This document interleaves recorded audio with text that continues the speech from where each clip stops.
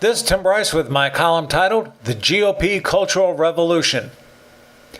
If you listen to the Washington Post, they would have you believe there is a mass exodus within the Republican Party due to the party's candidate, Donald J. Trump. They announce with glee such things as 50 former national security officials say Trump not qualified to be president. GOP Senator Susan Collins, why I cannot support Trump.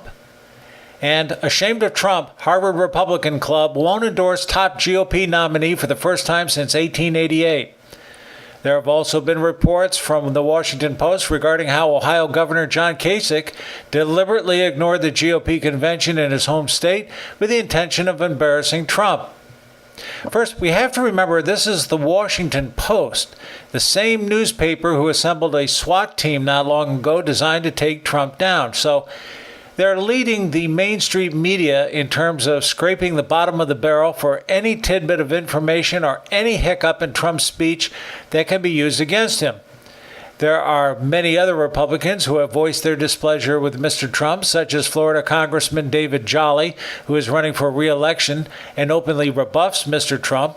This will cost him dearly, as Pinellas County is a Trump stronghold. Former Florida Governor Jeb Bush is another who steadfastly opposes Trump, primarily due to an acute case of sour grapes. Interestingly, Bush's son, Texas Land Commissioner George P. Bush, is telling Republicans the GOP primaries are over and it is time to support the man who beat his father. Then there are the Never Trump Republicans, such as Mitt Romney, the Koch brothers, and their puppet candidate, Evan McMullin, who is making an independent bid. There are also the conservative political commentators who intensely dislike Trump, such as the Fox Network's Charles Krauthammer, George Will, and Karl Rove. What these turncoats do not seem to understand is the people have lost faith in the party and desperately want a clean house, preferably an outsider not imbued with Washington politics. No, this is no longer your grandfather's GOP, not even your father's for that matter. Mr. Trump, who is a political outsider, goes against all forms of traditional political etiquette and tactics, and in the process has won the party's nomination. Think about that. And it galls Republican insiders greatly who like the way things were. The populace, however, have had enough and want change. Aside from Trump and his supporters, nobody seems to realize the GOP is undergoing a cultural revolution, something long overdue.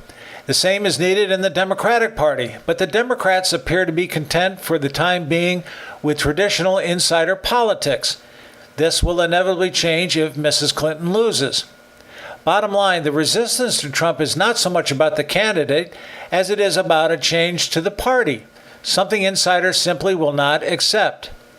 It is natural to resist such change as it represents a fear of the unknown.